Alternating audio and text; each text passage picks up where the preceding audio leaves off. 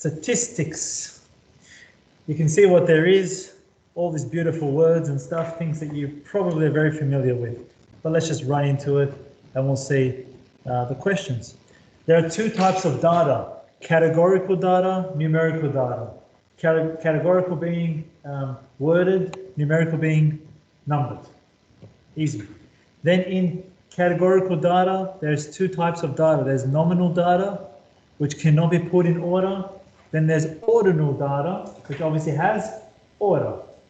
In numerical data, there's two types of data, which is called discrete and continuous. Discrete data can only be counted as whole numbers, so like 1, 2, 3, 4, 5. Continuous data can be like 1.5, 1.7, 2.3, etc. Easy? You won't get these questions, right? You know that. There's no way that's going to be in your exams. So we're going to keep moving on. Don't waste time on something that is like E5. Displaying numerical and categorical data. All right, here it is. For the following You Talk English essay marks, out of 10, here are the marks. Draw a frequency distribution table. What does that mean? That means, remember how you guys would have had like your X's on one side and then your frequency, how many times this occurred? Like 5 occurred 1, 2, 3, 4, 5 times. You'd write the number 5.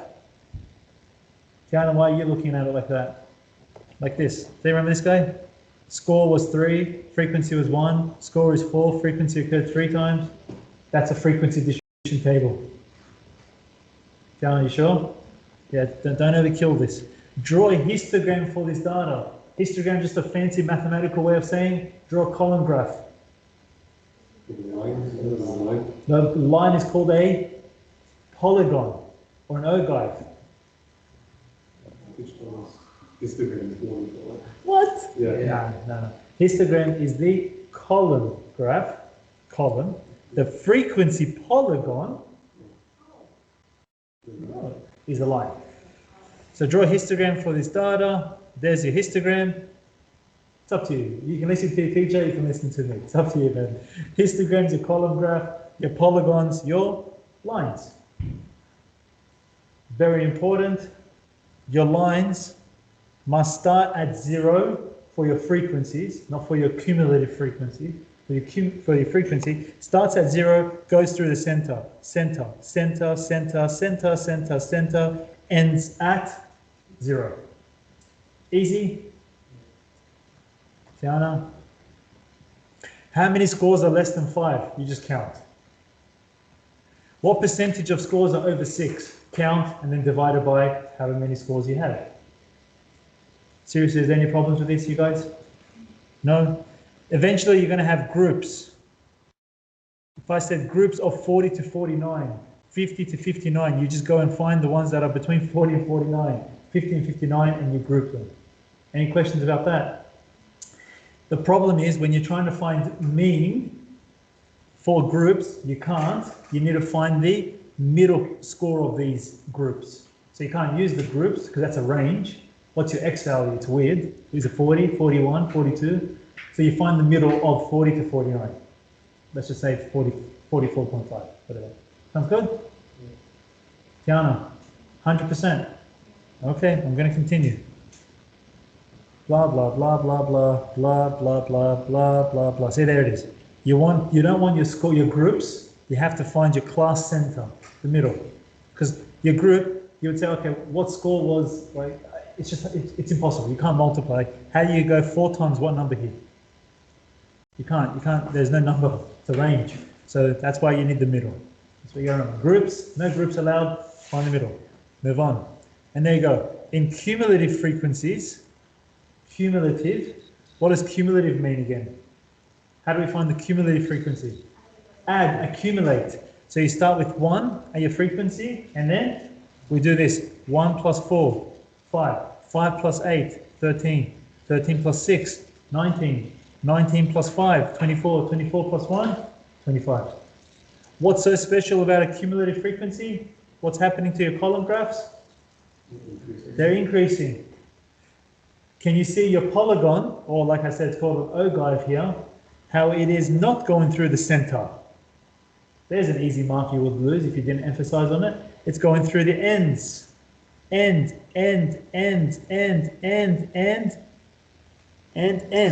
You don't start at 0. You don't start here, you don't end it either. So where do you start? You start it right here. There, in that corner, and you just go corner, corner, corner, corner, corner, corner, corner to the top. But why? Let's go back to the mathematicians like 50, 70, 100 years ago and we'll talk to them. And we'll say, why? Why? Oh, done.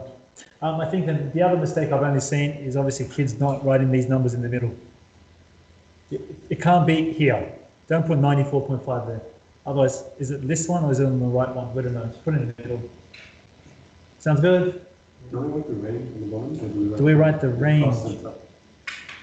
You put the class center. Yeah, no range. No range. No range. That's not. Because that's not our score. Like, which one's our score? What's our score here? Mhm. It's just a range of scores. The score is this. Okay, cool. Move on. Stem and leaf plot. How do we read them? How do we read this first one? 47. Girls, all good? Unless there's a little key here that says 6.8 is 6/8. That means you don't read it as 68, you read it as 6.8. So this would be 4.7, 5.1, but the key would tell you that. The key would have to tell you that. Done? Move on. All right, then we get to categorical data. There's two-way tables, bar charts, pie charts, Pareto charts. Pareto charts is a new concept that's in the standard course. So therefore you guys learn it as well now. Everything else you should be comfortable with. You'll see it. It's just a fancy way of saying, again, a histogram. Go on. Histogram, 3 lines. No, histogram. Yes. Yeah, 3 axis. Yeah. But you're making it hard because even the year 11s were telling me, oh, I don't know my Pareto charts, whatever. I'm like, it's just this. And then when I said it again, the final time, they're like, right, done. It's nothing special. It's just a column, it's a histogram with a cumulative ogive in there. It's a frequency histogram with a cumulative ogive in there. But like I said, nothing complicated, we'll see it. Okay, two-way tables. I'm sure you guys have seen these ones before. This person has a cat, has a dog, 19. Person has a cat, does not have a dog, blah, blah, blah, blah, blah. Two-way tables. Yes? We know how to read them, we know how they work. Good, move on. I'm sure we know how to do bar charts and pie charts. I'm seriously just going to move on. All right, move on. The only thing you want to know about pie charts, what's the magic number in a circle? In a circle, 360 degrees, right? 360, and then the reason why you need to know that, because if I asked you to draw one, then you need to know if I had 7 here, and there was 35 altogether, that means 7 out of 35 times 360, the angle is 72 degrees. Or if I had 19 brown, 19 out of 35 times 360, that means brown is 195 degrees. Well, I just said, no, because you want to draw this pie chart, but you want to know how many degrees brown is to draw it. Yeah? If I told you there was 30 people, hypothetically, and this was 15, 15 out of 30 times 360 is 180, you would draw halfway. That's all. The math of this should make sense. 7 out of all of them times 360. You know, don't overcomplicate it.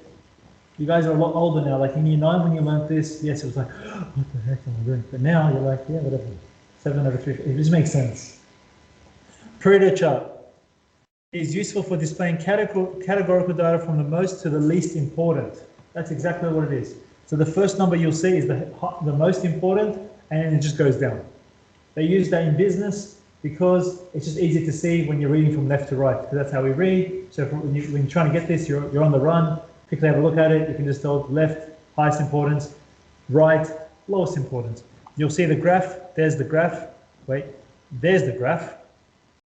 Can you see that's your histogram? Can you see how the highest importance is there and then it goes down? So it's the opposite of a cumulative frequency. Cumulative was going up, this one's going Down? All good so far?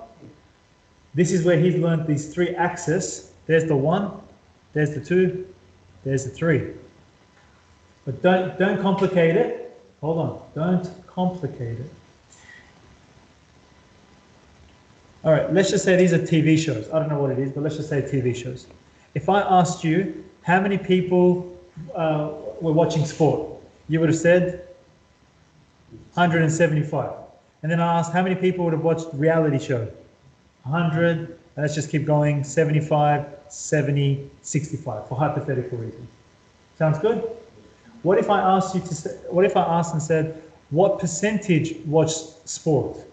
You would have said 150, or sorry, 175 out of 500 people. Now, how did I know it was 500? Well, that's where this third axis comes in. Third axis is saying that's up to 100%. So this number will always be all the people, the 100% of people. So how many people were surveyed? 500. That's how we read this. So if I asked you one more time, what percentage was sport? You would have said again, 175 out of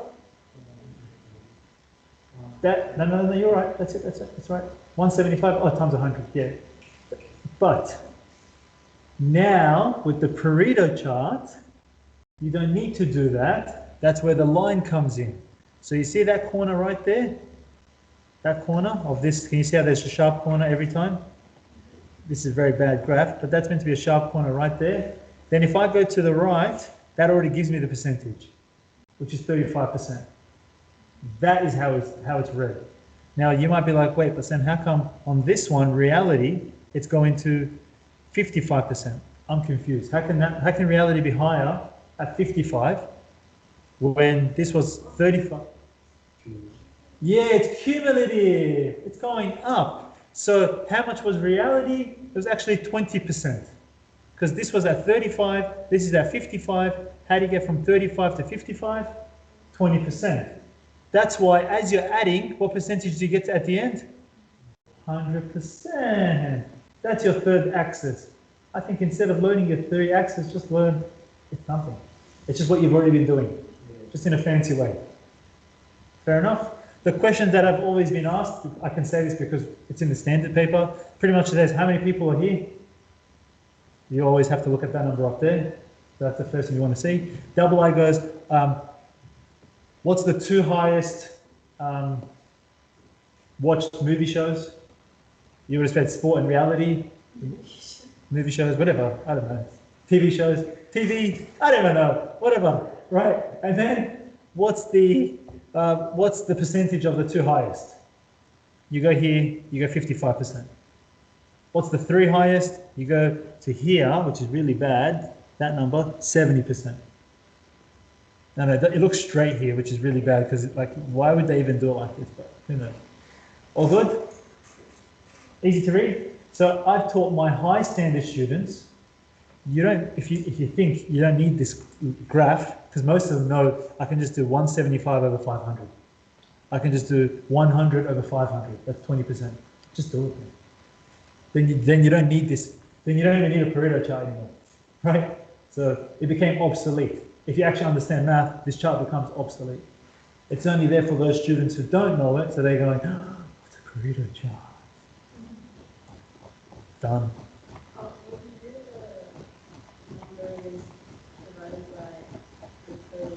Plus the same before to make it like, and then times 100 to make the Say it again. What do you say? So let's scroll up, and you tell me the number you're thinking. Go. Let's say for sport. For sport. 75. Would you divide That by 500. And then times it by 100, technically, to get to a percentage which should have given you around 35% or whatever. Yeah. And then what if it's like The next one? multiple? Yeah. So the next one would be the same thing, 100 over 500 times 100. That's 20%. Yeah, so if you're here, if you need to draw this line, 35 plus 20 is 55. That's why it's at 55. 55 plus, let's just say 15%, you're at 70. 70 plus 10%, you're at 80, whatever, and so on. Yeah, you're right. You're literally accumulating the percentages. Nothing fancy, right? It isn't. It really isn't anything crazy. That was in this HSC, I think, because it's part of common standard. So there's only so many topics, like calculus they don't do. So you know they're not going to get a max min problem. Oh, not really. 25 marks was advanced, you got to remember. Anyways, measures of central tendency. What's the time? 40. All right, we're doing well. Measures of, like, easy. How do we find average? Sum of scores divided by total number of scores. All right, here it is. There are 5 children in a family. Find the mean, add them up, divided by 5. I'll show you how to use a calculator eventually. The mean of a data in a frequency table. All right. You can use a calculator. You guys know how to use a calculator for frequencies. You press mode, stat, then you press AC, then you have to press shift mode down to turn frequency on. We can do that. I'm sure your teachers will explain that. I don't think that's anything too complicated. I think I can even teach you that a day before your exam and you'll be fine with it. So it's not a problem. You're just plugging in things into your calculator. Is that fair to say? If I see there's a problem with your homework when I give it, then I can go again through it next week. So easy. Otherwise, you're going to be given a table. There is your group. You don't use a group, you find the center. There's your frequency. Then how do we find your average? We always find the score times frequency, which is fx. So 4 times 3 is 12, 13 times 5, 22 times this, blah, blah, blah, blah. Then you add up all of your fx divided by the sum of your frequencies, and that should be 22.36. Rings a bell? Well, wouldn't you have done that? Hold on. Wouldn't you have, if I told you 4 occurred 3 times, wouldn't you have done 4 plus 4 plus 4? Then you would have done plus 13 plus 13 plus 13 plus 13. What's faster than plussing? Timesing. So 4 times 3, 13 times 5, 22 times 7. Then you add it all up, divided by however many you had. That's all. What's up? Increase the contrast. Yeah. You just the mode is the most frequent score. 74%. Ah, that's good. Small. That's good. It's because, what's it called? It was 8 marks up here. They had 7 marks. And I messed up from the beginning, so I messed up like the whole thing. Because I read the question wrong. But all my working out was right. So, Oh, then you'll get marked. yeah. Median. Did you mark yourself right for those? Uh, Did you mark yourself right anyways, or no, you just get it wrong? no, whatever I saw that wasn't right here. You just go wrong. Okay, fair enough. Median. Median is the middle score. If you obviously have 2 left over, what do we always do? Add them together, divide them by 2. Rings a bell? What's special about median? What's the special thing you have to remember with median? It's the middle school. Yeah, but what must you do? Yes. What's, Like the weighted formula. yeah, Plus 1 divided by 2. no, Plus together divided by 2, but no. What's super important about median that you have to remember to do before you can start? put them in order. Yes, they must be placed in order. If they're not in order, you can't just go and find the median.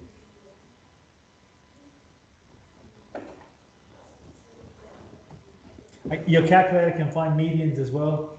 That's only I know. We can do these all in 2 seconds. So I'll teach it all. Move on. Something a bit more new. I think very poorly taught in year 9 and year 10. So I think we should emphasize this. How to find the median given a cumulative frequency histogram and polygon. So, yeah. How do we find the median given this? Okay. Ready? We know the highest, we know how many people were in this data. 20. So we know there was 20 people altogether. So we can find the median by doing 20 divided by 2. that becomes 10. You're literally finding your halfway point. Does that make sense? Then you go to the right, it touches this one, so what's your median? And that is how you read it. No way. One more time. 20 people, to find your median, divide by 2 is 10. 10, go across, that one there. If it hits on the edge, what do you think the answer is? Say it again? Correct. Halfway, 6.5. If it hits on the edge, it's 6.5, because it's in the middle. That's why the ogive is there, to tell you that that's at the middle, 6.5. Good man. How do we find Q1? 25%. If we just found median, which is 50%, how do you think I'm going to say to find 25%? Technically, divide by 4. Or I would have said at this stage, divide by 2.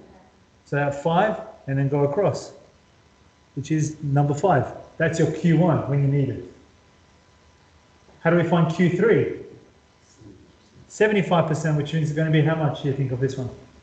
15. So what I usually will teach you guys when we get up to it, I'll say do Q2, which is median, then find Q1, then add these two together, then you get to Q3.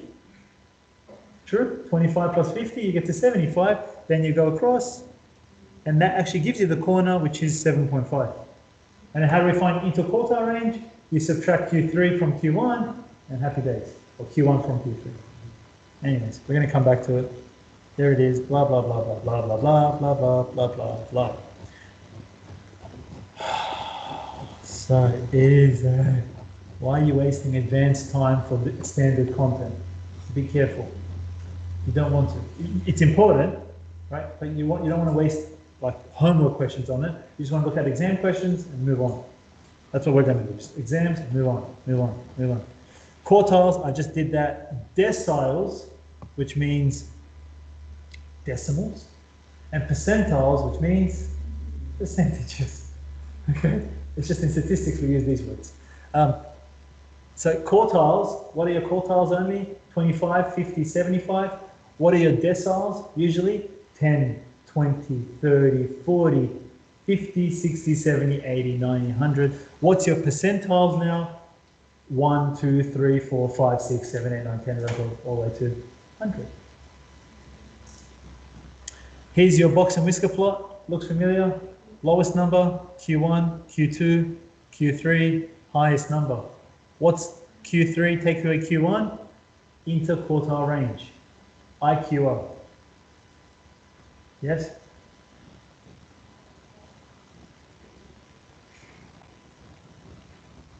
Blah, blah, blah, blah, blah, blah, blah, blah, blah, blah, blah. Here, find the median. All right, well, we just did that. And then I already told you, see, don't let your teachers do it like this. Quarter times 20 is what? Just do it the way we just did it. 20 divided by 2, and add the 2. It's like so much easier.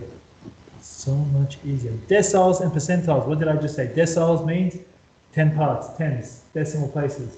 So 10, 20, 30, 40, 50, 60, 70, 80, 90, 100.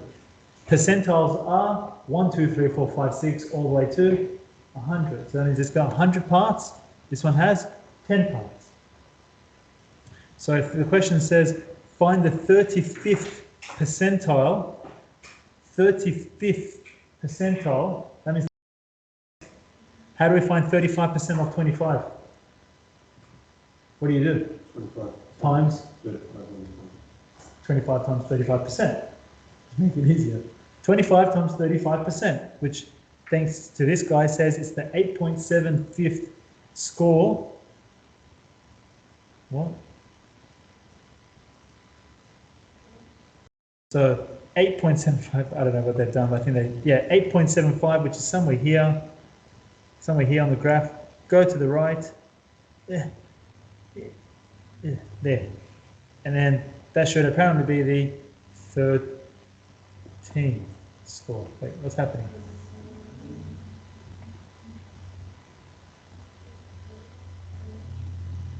What are they doing? Redraw the class centers and use it to find their answers. Right. Sorry, I'm rushing it for this one. Let's go again. So we find the 35% of 25, which is 8.75, right there. We go across. Now, if you know 14 is there, 11, 12 and a half is there, because that's halfway between 11 and 14. So that one, you can take a good estimate, 13, 13 and a half, whatever you're going to say, we're going to give it to you. So this one's apparently close to 13. Okay? It's just an estimate. I was talking to a mum about this yesterday regarding English, for example, and we were saying how math, what we like about math, for example, it's very black and white, and it's either right or wrong, and that's it. Whereas English, it's very grey, there's no right or wrong, so some people usually don't like that because they want an answer. And this is one of those cases now. Everything we've been doing, there's been like it's been a bit more concrete. This one, because it's an estimate, all of a sudden you're like, wait, what? And it's okay, because it's not exactly going to be right. So 8.75 is somewhere there, somewhere, right? You're going to go across, you're going to go down, you write 13, you write 12.5, you write 13.5, we'll have to give it to you. It's pretty close, 12.7, 13.1, whatever. As long as you don't write 17. That's wrong. Or you don't write 14, or 11, or actually even if you don't write 12.5, as long as it didn't hit. But then how would you know? Because that's 7.5. You're going to have a good guess. Now look, in your exams, they won't be annoying like that. They're a little bit more accurate. So they'll be probably 7.5 or like 9. So that you know it's closer to 10 than it is closer to 7.5. But anyways, let's go again. What's the 60th percentile? That means 60% of 25. So that's the 15th score. 15, go across. That number, which is just before 17, so apparently 16. We're okay with that? Find the 7th decile. 7th decile, what does that mean? Does not mean 7%. 70%. So 70% of 25 is 17 and a half, somewhere up here. Go across. That looks like 17. Look how it's past 17 a bit. Can you see it? Look, Eden, it's past. It's okay. You won't lose a mark. Nor will this be really tested that much because of the inaccuracy that is achieved from every student. So it's not really going to be in the HSC. It might be in your school exam because there's only like 100 of you, but in the HSC when there's tens of thousands, there's going to be too many different solutions. They're not going to put this in. Unless it's a multiple choice, then they'll put it in, then they'll put a few that are weird. So that you won't go for them, hopefully. We'll move on. Done. 904. Easy stuff. Range. How do we find range? Highest minus lowest. How do we find interquartile range? Q3 take away Q1. How do we find interquartile range? Does anyone remember how to find interquartile range? Okay, and how do we find it if I gave you a set of scores like that? Other than your calculator, obviously. You remember it? Yes. Correct. So what you do, you have to group these scores. You group these scores from lowest to highest. Then you find two groups. So that means you find the middle of these, right, which is right here. You split this up into two groups. You still with me? Split it up into two groups. Then you find the median of those two groups. The first one is Q1. The second one is Q3. Easy? Again, more through practice. That's what you guys will need. We just need to practice it. Blah, blah, blah. Outliers, there's this fancy new formula. A score is an outlier if it is more than 1.5 times the interquartile range below Q1 or Q3. So that means an outlier is below Q1 minus 1.5 times IQR, or above Q3 plus 1.5 times IQR. So this question says, for the scores 5, 2, 9, blah, blah, blah, blah, blah, determine if 2 is an outlier. For 2 to be an outlier, it's got to be below Q1 minus 1.5 times IQR. What's Q1? Well, you would have found Q1 as 5. What's interquartile range? 4, 6. So that number, sorry, 1.5 is 6. The formula is Q1 minus 1.5 times IQR. So 5 take away 6 is -1, right? Is 2 smaller than -1? Any outlier would have to be less than -1, or in this case greater than 15. So 2 is not an outlier. So again, the formula is this. If anything's below that or above this, then it would be an outlier. I believe these formulas are in your syllabus, in your formula sheet. So therefore, this is the only one you don't need to memorize. So far, okay? Are we done yet with the stupid, annoying topic? Variance. Another thing you're going to put in your calculator. All right, keep going. Shape and modality, skewness. Wow, this topic's bigger than I freaking thought. Are we done? I can see you guys packing up. What time is it? Yeah, okay. Let me give you your homework. Let me just see what's happening. I really thought I'll be finished both of these today. That's okay. Next week, I guess. So, next week it'll be done. So this is what we're going to do. Homework.